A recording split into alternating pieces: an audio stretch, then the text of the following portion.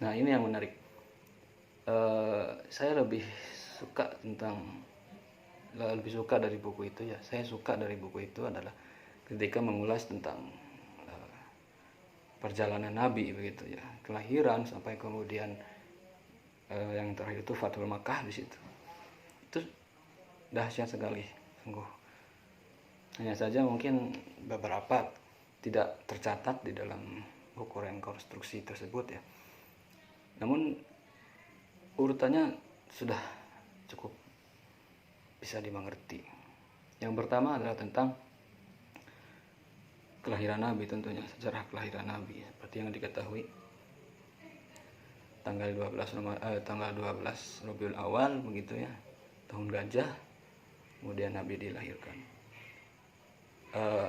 Dalam buku tersebut tidak dibahas secara rinci, tidak dibahas secara detail kemudian peristiwa-peristiwa sebelum melahirkan atau peristiwa-peristiwa setelah melahirkan.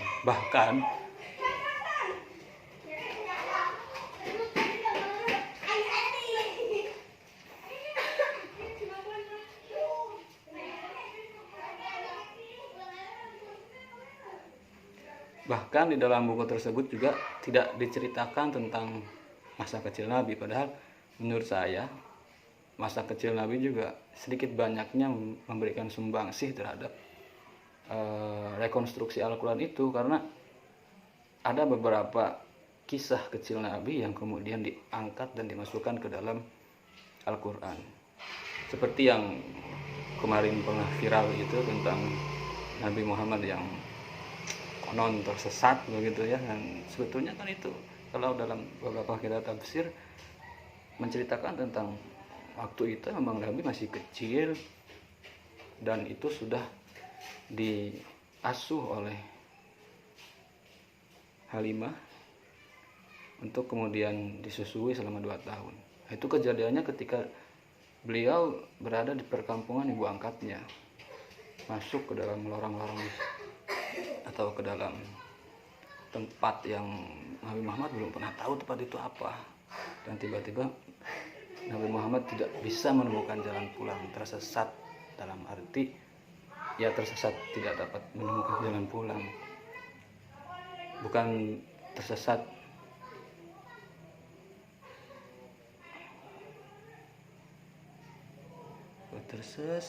dan tak bisa bangkit lagi, bukan itu ya, bukan tersesat dan aku tak bisa bangkit lagi, bukan itu ya, bukan tersesat dalam lautan luka dalam, bukan itu juga, bukan. Ini tersesat real, tersesat dalam ada yang menceritakan lorong, ada yang menceritakan lembah begitu, tapi yang jelas Nabi Muhammad tersesat di dalam sebuah perjalanan sehingga Jibril menuntun Nabi Muhammad untuk kembali. Itu kan tidak diangkat di dalam itu kan ada di dalam Al-Quran, wajadaka dhallan fahada, tapi di dalam buku tersebut tidak diceritakan termasuk masa kecilnya Nabi, bermain anak panah Nabi, kemudian menggembala juga tidak diceritakan. Itu yang mungkin kurang konsen ya, jadi kurang pas susunannya. Dalam buku tersebut hanya menceritakan tentang proses kelahiran dan terus langsung usia 20 tahun begitu ya. Namun tidak apa-apa, tidak masalah bagi saya, karena buku ini konsen kepada rekonstruksi dari Al-Quran gitu ya, bukan dari sejarah Nabi, meskipun pasti Nabi menjadi khitab pertama karena beliau adalah objeknya begitu ya, objek yang diturunkan. Lanjut, kemudian pada usia 20 tahun Nabi Muhammad itu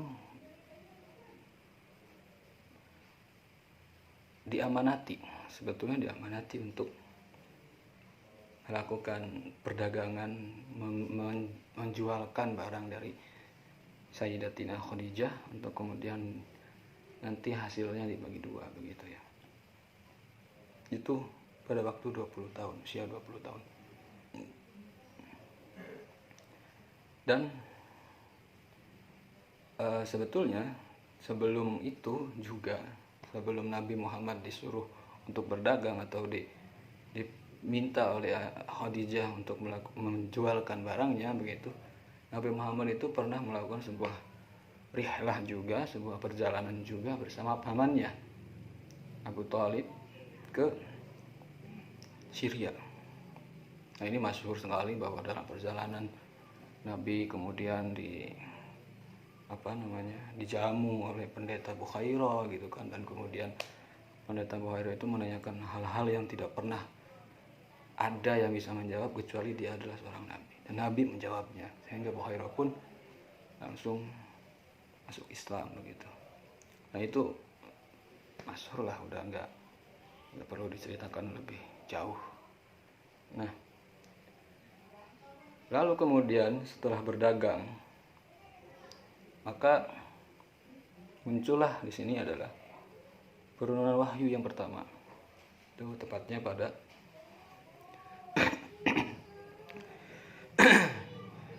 yaitu pada 17 Ramadan, atau sering juga disebut dengan malam nuzulul Quran, peringatan nuzul Quran yang sering kita peringati itu.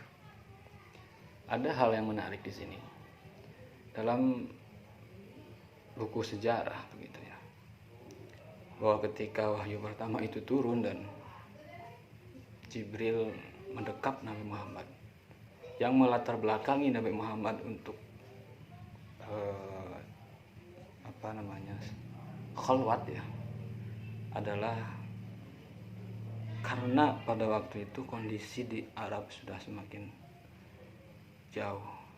Nabi Muhammad merenung dalam hatinya tentang umatnya gitu ya, atau tentang koloninya yang kok tambah jauh dari Tuhan gitu. Sehingga karena rasa ingin karena capek melihat kaumnya yang melihat kaumnya yang semakin gak karuan itu, akhirnya Nabi Muhammad memutuskan untuk menyepi, berkhalwat, cari ketenangan batin tentunya. Dan itu selalu dikirimi makanan oleh istrinya gitu ya, sampai kemudian tragedi 17 Ramadan itu terlaksana. Jibril datang langsung mendekap Nabi Muhammad. Jibril kan malaikat, jadi dia keras dekapannya itu. Terus Jibril berkata, "Iqra," katanya gitu. "Mana biqari?" kata Nabi Muhammad. Dalam sebagian teks mengatakan bahwa aku tidak bisa membaca gitu. Dalam sebagian teks lagi mengatakan bahwa apa yang harus saya baca begitu. Kemudian didekap tambah erat lagi. "Iqra," katanya. "Ma'ana biqari," apa yang harus saya baca. Kemudian dekap lagi sampai 3 kali ya. "Iqra," apa yang harus saya baca. Nah, di sini pula terjadi ikhtilaf tentang penamaan Nabi Ummi. Beberapa sejarawan atau beberapa pendapat mengatakan bahwa Ummi di sini adalah Nabi memang tidak bisa membaca dan menulis begitu. Namun ini pendapat yang kurang bisa diterima, karena sifat mutlak dari seorang nabi itu adalah cerdas, meskipun kecerdasan pada waktu itu tidak diukur dari bisa atau tidaknya dia menulis begitu. Namun tetap saja membaca dan menulis itu adalah sebuah keterampilan khusus begitu. Ketika keterampilan khusus itu tidak dimiliki oleh seorang nabi, ya akan sulit diterima. Namun pendapat yang lebih ringan dan yang lebih mudah untuk dimengerti begitu adalah Ummi itu dari sini. Ummi itu dari peristiwa penurunan wahyu itu. Jadi ma'ana biqari, apa yang harus saya baca, aku tidak bisa membaca begitu. Karena Nabi Muhammad itu bingung, Jibril datang dengan tanpa aba-aba langsung mendekap, terus beliau bilang Iqra, sedangkan Jibril nggak bawa bacaan, nggak bawa handphone, nggak bawa laptop, nggak bawa apa sesuatu yang bisa dibaca, nggak ada. Jibril dengan tangan kosong datang kepada Nabi. Ya tentu membingungkan Nabi gitu loh, sehingga spontan Nabi menjawab, aku tidak bisa membaca begitu. Ada yang mengatakan, nah itu lebih realita ya, lebih masuk akal menurut saya gitu. Nah, selanjutnya setelah penurunan wahyu itu, kemudian tentu ini juga sudah banyak diceritakan bahwa Nabi berlari dari gua sambil ya terbirit-birit gitu ya, karena pengalaman pertama bertemu dengan Jibril. Keluar dari gua, beliau langsung lari menuju rumah Sayyidatina Khadijah. Lalu ketika hendak masuk ke rumah Sayyidatina Khadijah itu, beliau menengok ke belakang. Nah, di situ Jibril menampakkan wujud aslinya yang diceritakan di beberapa hadis tentang sayapnya memenuhi langit, sayapnya dari kiri ke kanannya itu terbentang begitu ya, sehingga membuat Nabi semakin ketakutan. Beliau langsung ke kamar dan langsung menggigil, zamiluni zamiluni gitu kan, selimuti aku gitu. Dan itu yang kemudian menjadikan penurunan wahyu yang kedua menurut sejarah yang menurut sejarah versi lain, bukan versi Taufik Adam Kamal gitu ya. Nah, selanjutnya setelah Nabi mendapatkan wahyu, setelah Nabi diangkat, dibaiat menjadi seorang Nabi, Nabi langsung melakukan tugasnya untuk mengajak umat menyembah Allah, tentu dengan kerabat-kerabatnya dulu, saudara-saudaranya dulu, atau yang biasa disebut dengan dakwah sirriyah. Kemudian dakwah sirriyah selesai, langsung dakwah jahriyah, dakwah jahar, terang-terangan begitu. Namun ternyata disinilah awal mula pergolakan itu dimulai, dimana ketika Nabi melakukan dakwah jahar, banyak sekali para penentang yang tidak terima atas seruan Kanjeng Nabi untuk hanya menyembah satu Tuhan seperti itu. Dan akhirnya terpaksa kaum Quraisy ini, karena sudah pusing mungkin melihat Kanjeng Nabi yang selalu menyerukan dakwah seperti itu, akhirnya melakukan kompromi lah seperti itu kepada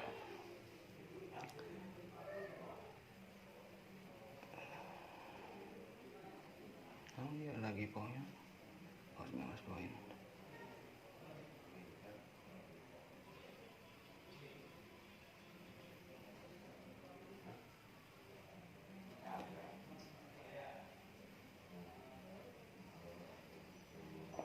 Kemudian Nabi melakukan kompromi kepada Abu Thalib untuk kemudian menasihatilah Abdul Muthalib, ini bukan Abdul Muthalib, untuk kemudian menasihati cucunya agar stop gitu, jangan engkau seru-serukan apa itu satu Tuhan itu apa gitu, kesetaraan kasta itu apa gitu, jangan kau serukan itu. Akhirnya dengan berat hati Abdul Muthalib mengutarakan maksud kedatangan orang-orang Quraisy yang ingin berkompromi seperti itu. Nabi dijanjikan untuk nanti kalau dia akan dikasih pangkat, Nabi akan dijadikan sebagai penguasa suku, Nabi juga akan dijadikan sebagai orang yang terkaya, Nabi dijanjikan akan mendapatkan wanita-wanita cantik. Namun semua itu ditolak oleh Nabi. Dengan ini juga masyhur di beberapa media, ini juga masyhur di beberapa kitab sejarah tentang penolakan Nabi yang sangat menggebu-gebu begitu ya. Jadi ketika Abdul Muthalib sudah selesai mengutarakan maksud dari orang-orang Quraisy, Nabi Muhammad menjawab bahwa ya ammi law wada'ta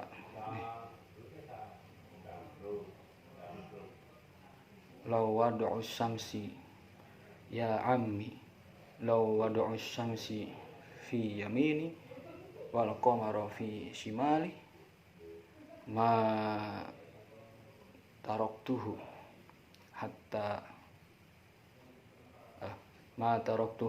hatta yadharuhu Allahu alaina au ahlakah, begitu ya, ahlakah fi kalau nggak salah, bahwa wahai pamanku, meskipun mereka meletakkan matahari di tangan kananku, rembulan di tangan kiriku, aku tetap tidak akan meninggalkan masalah ini, meninggalkan ajaran tauhid ini, akan terus menyebarkan agama tauhid ini sampai jelas, hatta yadharullahu alaina, sampai jelas kepadaku kemenangannya, begitu. Apakah agama ini yang menang atau aku yang hancur dalam agama tersebut. Itu masyhur dalam kitab-kitab hadis, dalam kitab-kitab sejarah juga banyak ya. Lalu selanjutnya, setelah kemudian kompromi itu gagal, terjadilah amal huzn yang kemudian Abdul Muthalib meninggal dunia, terus istri Nabi Siti Khadijah juga meninggal dunia di tahun yang sama. Ada dua kesedihan di tahun yang sama. Maka setelah amal huzn, Nabi menikah dengan Siti Aisyah. Setelah menikah, Nabi melihat atau berpikir untuk melakukan dakwah keluar Arab, gitu, keluar Ka'bah, keluar Mekah, keluar Mekah. Dan kota yang pertama dituju adalah Thaif. Kenapa Thaif? Karena Thaif itu dinilai lebih dekat tentang geografisnya, juga termasuk dalam wilayah yang cukup subur Thaif itu, sehingga Nabi memilih untuk pergi ke Thaif. Namun ternyata sambutan dari Thaif sedikit mengecewakan ya, bukan sedikit mengecewakan, malah baru saja Nabi masuk ke Thaif, sudah bukan sambutan yang diterima, melainkan batu yang dilempar sengaja ke arah beliau. Sampai ada beberapa riwayat yang menceritakan bahwa gigi geraham Nabi itu sampai tanggal gara-gara lemparan batu. Ada yang mengatakan juga pelipisnya sampai bocor, ada yang mengatakan kakinya sampai berdarah gitu. Tapi itu terlalu sensitif untuk dibicarakan ya. Singkat cerita, lantas kemudian Nabi berteduh. Nah, ketika berteduh inilah kemudian ini cukup menarik juga, karena ketika Nabi berteduh itu ada dua orang penduduk Thaif yang merasa iba dan kemudian mengirim budaknya bernama Adas, kalau nggak salah, nama Adas, untuk kemudian menghampiri Nabi Muhammad, memberikan air. Kasih minum gitu istilahnya. Setelah kasih minum, Nabi Muhammad itu sebelum meminum air itu, beliau membaca Bismillahirrahmanirrahim. Maka Adas terperanjat, Bismillah tuh nggak ada, katanya gitu, kata Adas. Di sini tuh nggak pernah saya mendengarkan lafaz Bismillah, itu nggak pernah, kata Adas. Penasaran karena Bismillah itu nggak pernah diucapkan istilah. Lalu kemudian Nabi bertanya, dari mana asalmu, katanya gitu. Aku, kata Adas, berasal dari daerah Nirwana, kata gitu. Oh, kata Nabi, Nirwana itu adalah tempat buyutku, Yunus bin Matta gitu. Maka Adas langsung terperanjat, kok tahu gitu? Karena Nirwana itu hanya orang-orang tertentu yang tahu Nirwana begitu. tapi Nabi Muhammad tahu, dan itu kemudian Adas langsung menyatakan masuk Islam. Selanjutnya setelah dakwah ke Taif gagal, Nabi melirik Yastrib, melirik Madinah untuk kemudian menjadikan pusat kekuatan, basis kekuatan yang akan datang. Ternyata di Madinah sambutannya jauh lebih baik daripada di Taif. Di Madinah itu ada suku Aus dan suku Khazraj. Kedua suku ini selalu bertikai, selalu merasa menjadi penguasa di Yastrib. Selain dari suku itu juga ada Yahudi Bani Nadir, Yahudi Bani Koinuko, dan Yahudi Bani Quraidah. 3 Yahudi yang nanti akan diceritakan kebrengsekannya gitu ya. Setelah tiba di Yastrib, Nabi dengan politiknya begitu ya, karena di situ juga ada kesan bahwa kebersamaan begitu, sehingga berhasil memadu padankan 2 kekuatan besar, Aus dan Khazraj, menjadi satu kekuatan yang bersinergi yang nantinya membantu dakwah Islam di Yastrib. Nah, karena di Yastrib tadi sudah nomad, karena Yastrib itu sudah homogen, itu kan, sudah homogen. Karena Yastrib itu adalah kawasan yang majemuk, maka Nabi masuk ke sana dengan menerapkan sistem pluralisme, kebebasan untuk memeluk agama sesuai keyakinan. Itu tertuang dalam Piagam Madinah yang ada 19 butir kalau nggak salah ya, 19 butir perjanjian antara kaum muslimin dan kaum Yahudi. Lalu selanjutnya di Makkah itu sudah nggak kondusif.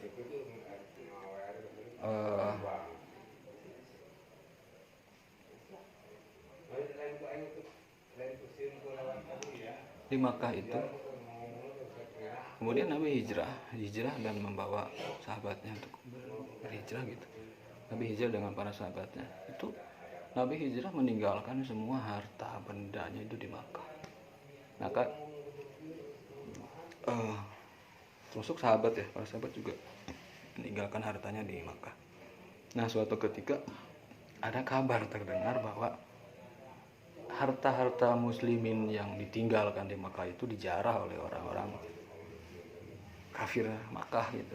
Sehingga akhirnya sebagai ganti dari penjarahan yang dilakukan oleh kaum kafir Makkah, maka Nabi memboikot jalur perdagangan kafilah-kafilah dagang Makkah dan mengambil harta dagangan mereka begitu.